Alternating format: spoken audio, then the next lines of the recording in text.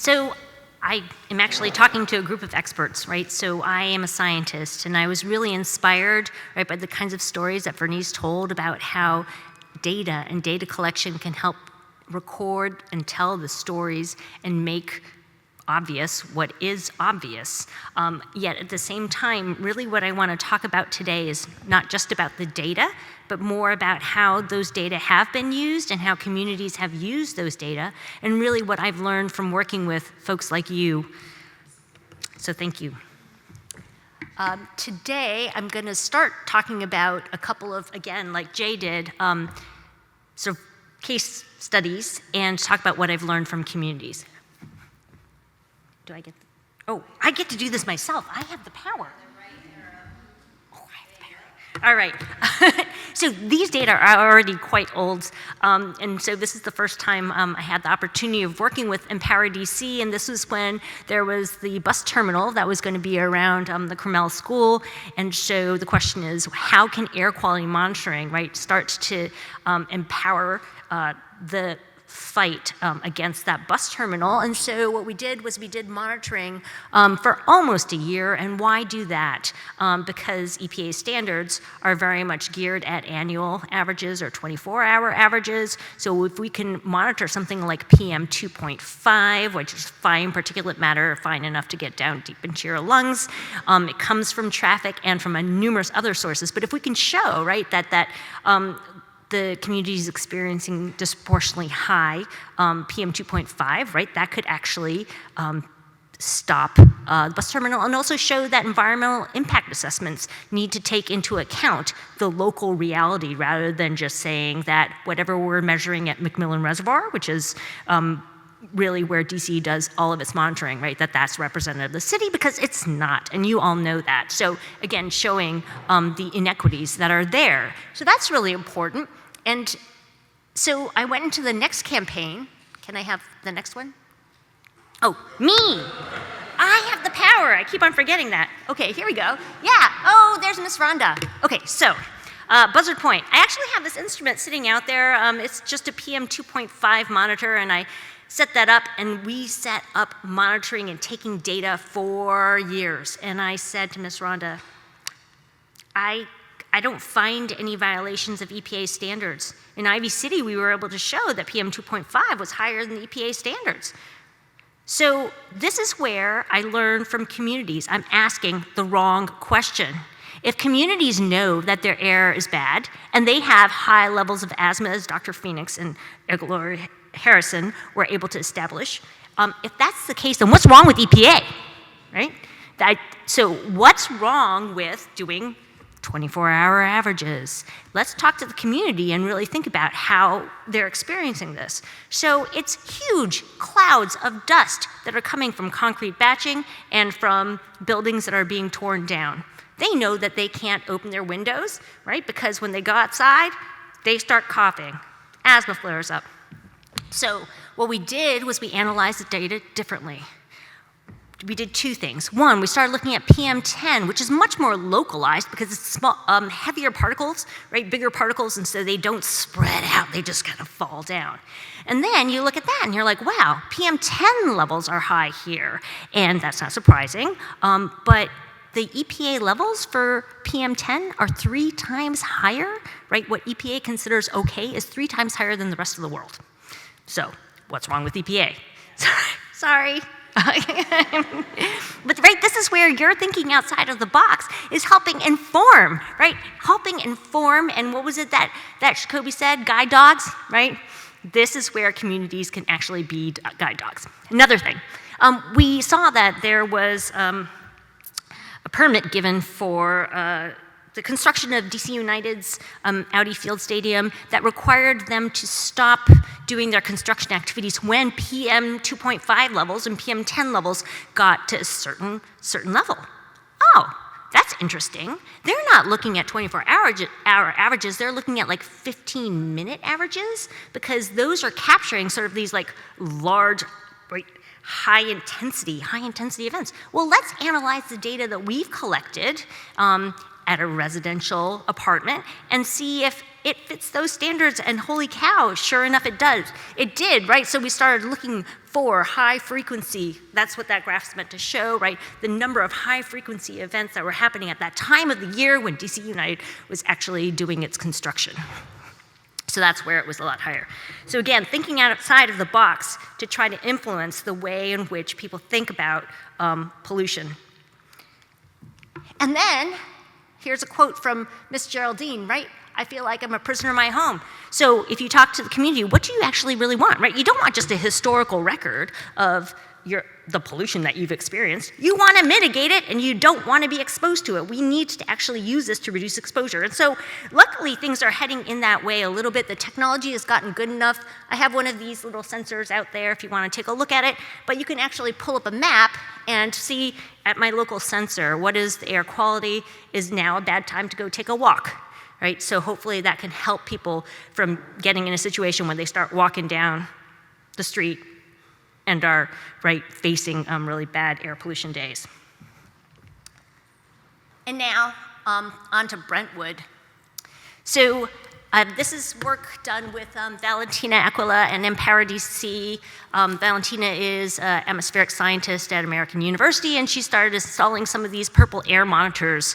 And again, the purple air monitors are able to show the existence of that fine particulate matter, PM2.5. So these are not regulatory instruments by any way, shape, or form, but I think what they can be used for is to start to show where the inequities actually are, because it's the same instrument that's spread all over. But if you look at a map, and if you pull up Purple Air map, you can take a look at it. Ward 8, you don't have enough monitors, right? So we need to get those out there to try to inform a little bit more the spatial inequities that are actually out there. And then I want to talk a little bit about the types of pollutants. So PM2.5, it's gotten easier to measure, but here's the thing. There's all kinds of different PM2.5. A lot of the PM2.5 we've been seeing is from the Canadian wildfires or from California.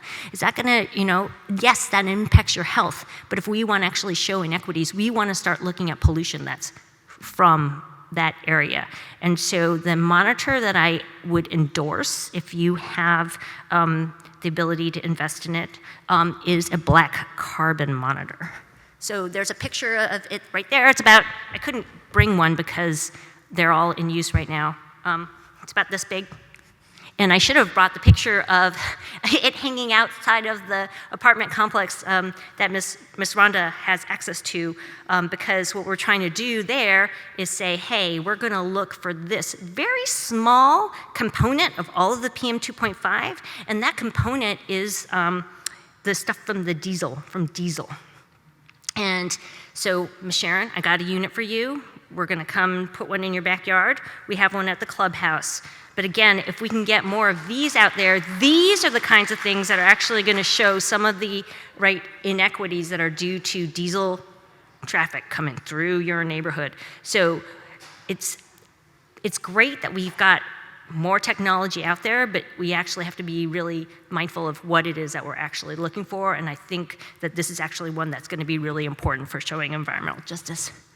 The graph down here is just a student of mine took a look at black carbon and PM2.5, and what it's trying to say is that even at times when PM2.5 is low, black carbon can actually be very high, right? So that means it's really important to monitor more than one pollutant. So that also means, right, if people say, hey, your PM2.5 is low, your air is clean, well, what about all of the other specific chemicals? And speaking of specific chemicals, the National Engineering Plant has very specific chemicals that it uses and that are being emitted from it. And so what's been really hard in that case is detecting those, because the equipment really is not, it's not very easy to do the test for very specific things like formaldehyde for creosoles. So what I learned from Ms. Sabrina in this one was community monitoring, again, really important. Important because, yes, EPA is coming in and taking tests. DOE is coming in and taking tests. right? Because they actually have the money and the equipment to be able to do these tests. But how do we know that they're coming in on a day that's representative of how you feel, right? Having that real-time data over a long period of time, that's going to be really useful for you and also help you build trust with EPA, right? So that you know that that's actually, oh, how many minutes? Oh, 5. Right, that you know that they're actually getting it on a day that you know that things matter.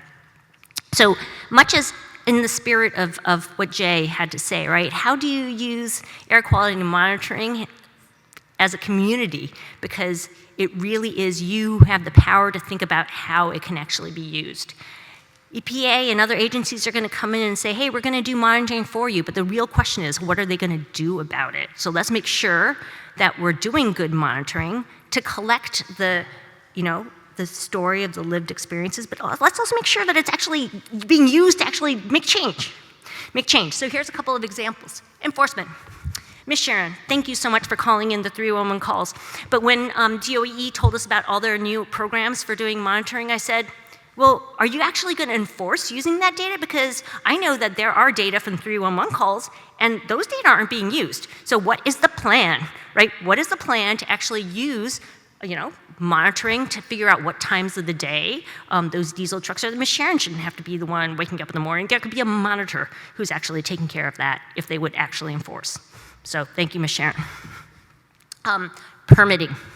Permitting, again, it's possible to use low-cost monitoring to stop, to mitigate, rather than waiting to show that the company was negligent and then fining them and the community have no benefits. Make sure when those permitting processes happen that you're speaking up and asking for active, monitoring on site. It doesn't have to be regulatory, but it could be like that thing where when the monitoring levels went high for 15 minutes, the company had to stop, reassess, hose things down. Oh, there was a diesel truck idling, right? Use that monitoring data, that real-time monitoring data for good. And last of all, local monitoring campaigns, are going to help to establish a better sense across the city about equity in air quality. So thanks again to all of you who have taught me so much. I'm looking forward to learning more.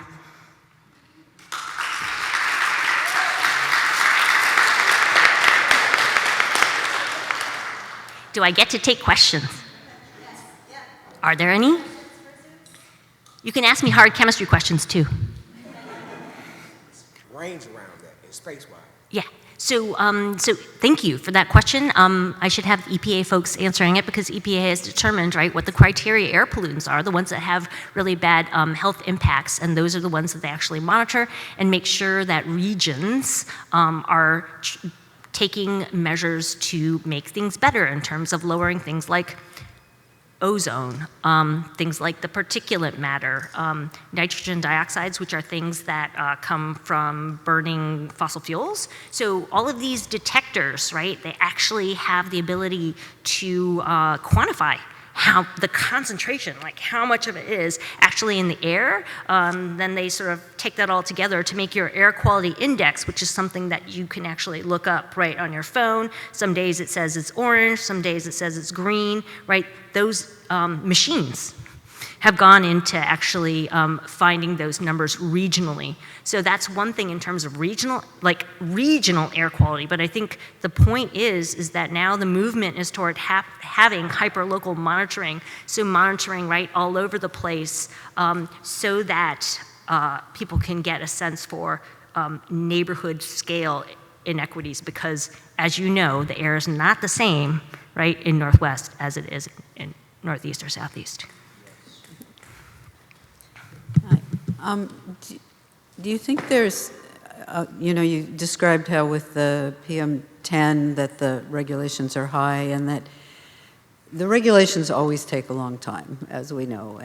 But with this local monitoring, people having their own, it seems like there ought to be a way just locally, within the cities, say, there are this many people who are affected by air quality that is difficult, whether it's illegal or not for that period of time, and that something just needs to be done, because there are remedies. I mean, it doesn't necessarily mean shutting something down.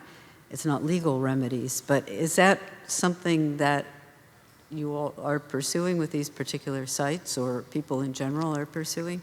Oh, well, I love that you're thinking about policy, right? Because that's what needs to be changed. So as long as we have legal requirements of PM 2.5 cannot exceed 12 micrograms per meter cubed, or soon 10, right? Those levels are, in a lot of ways, perpetuating inequities, because it says that anybody who has, PM below that level, you're okay, right? Doesn't matter if it's 9.9 or if it's 4. And so I think we need to change the way that we think, and that's up to the policy folks. But again, that, people and the community can influence that, I hope.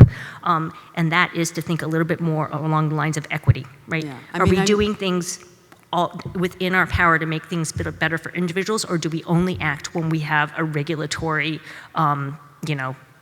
threshold exceeded? I mean, we certainly have that in the city for bad intersections. If we say, I mean, there's not some level that there have to be this many people having been killed. Exactly. Right? It's right.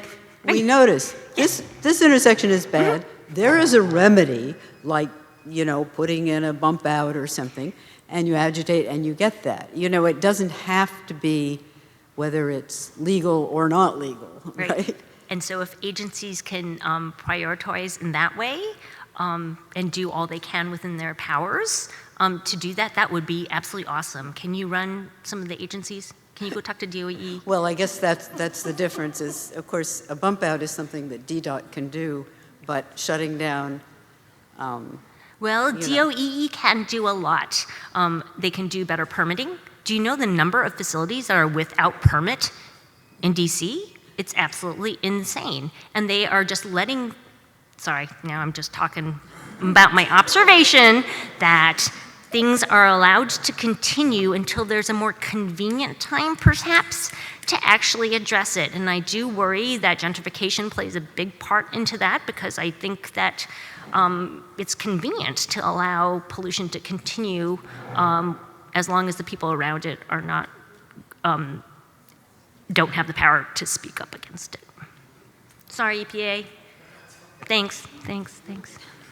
Broad question. And none of the monitoring at all is taking into account like the nanoplastic? No? Yes? No. Yeah. No, I do not have any monitoring for nanoplastics, and nanoplastics are in your food, and nanoplastics are in your water. Yeah. Nanoplastics are everywhere. Yeah, and they're like in there and everything. Yeah. So. But again, right, it's all a part of cumulative impacts. So if you're eating that in your food and you have bad water and you have bad air, right, it's going to affect you a lot more. Am I all set? Okay, thank you.